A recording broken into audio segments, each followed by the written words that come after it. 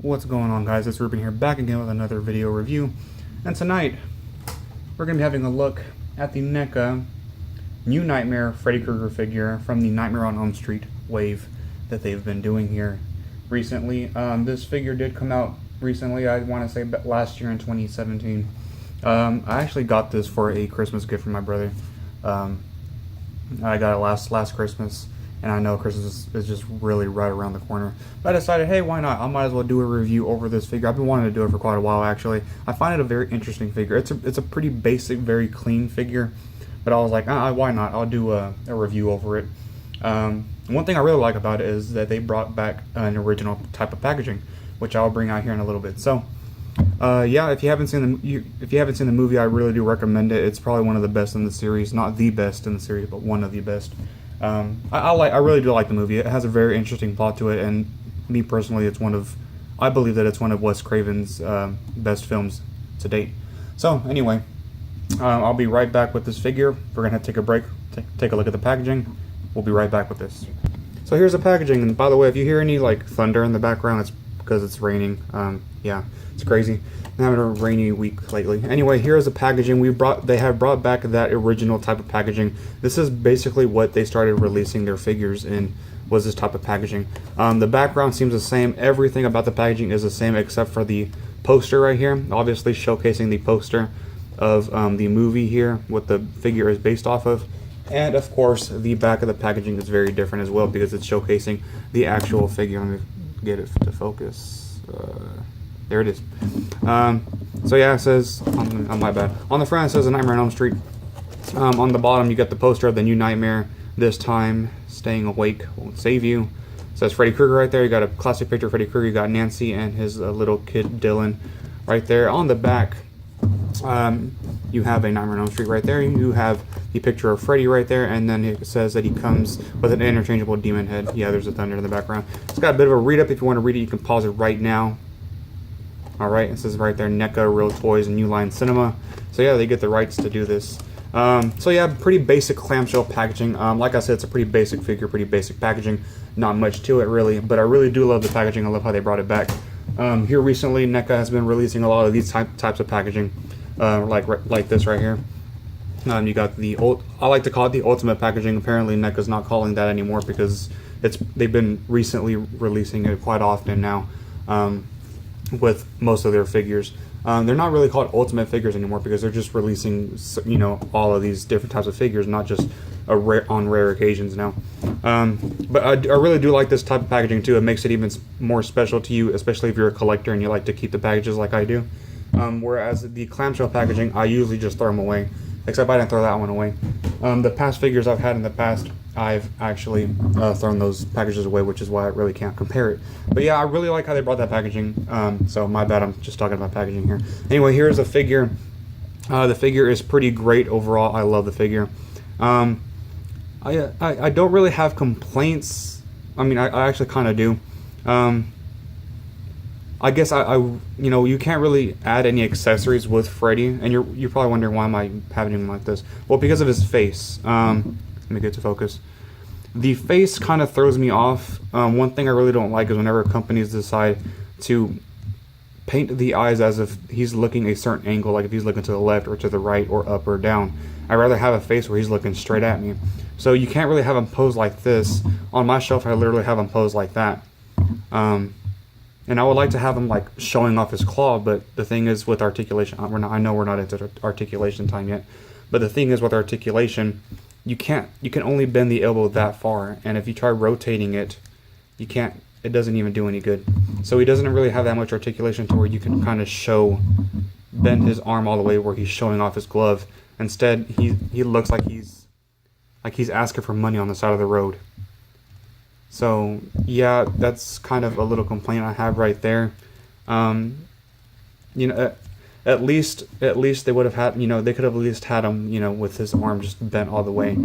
I don't mind if a figure has one pose and you have to kind of leave him like that, but I really don't like whenever you have a figure like this and you can't really get him into a good pose.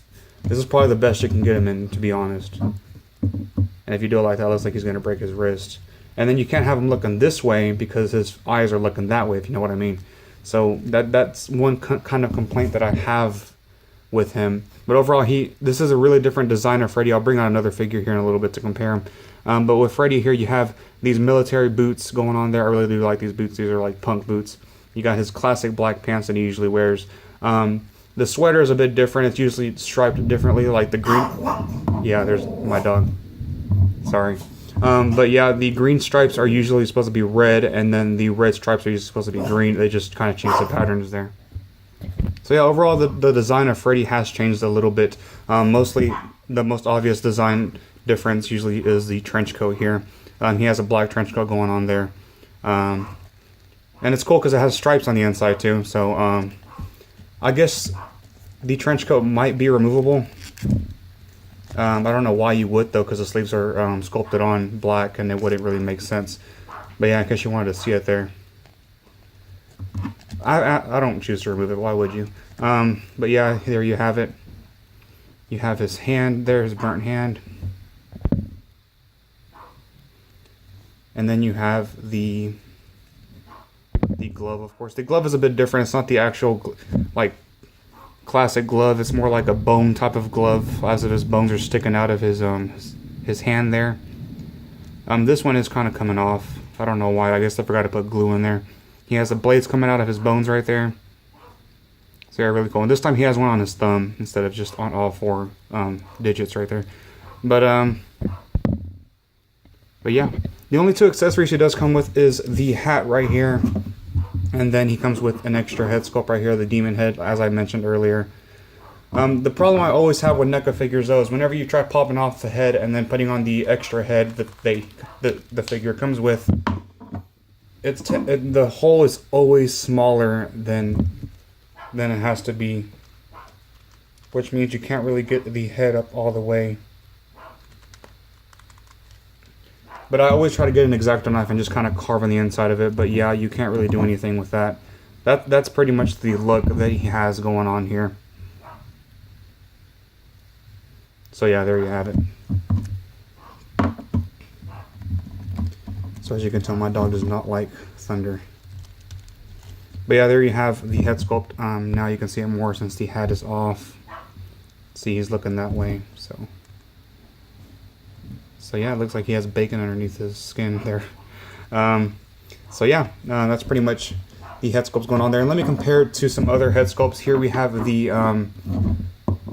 Nightmare on Elm Street Part 1 head sculpt right here, compared to the New Nightmare. And then here, bringing out the Nightmare on Elm Street Part 2. These are all from NECA, by the way. So yeah, huge difference right there. So yeah, oh yeah, and why not? I'll bring out Deadpool's head too, since his is pretty burnt and looking crazy. Marvel Legends. So yeah, there you have it. So that's pretty much the whole figure. Let's jump into articulation now. Alright, so jumping into articulation, time for articulation. His head is on a ball joint, well not a ball joint, but like more of a peg, so he can rotate.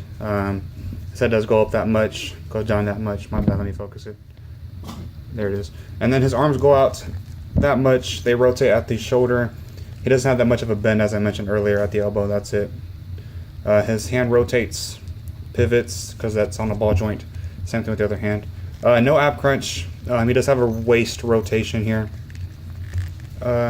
which allows his waist to go up and down. He has that NECA diaper going on there, so his legs go forward that much. He can not really do the splits. And goes backwards that much. He has a bend at the knee. Doesn't really bend that much though.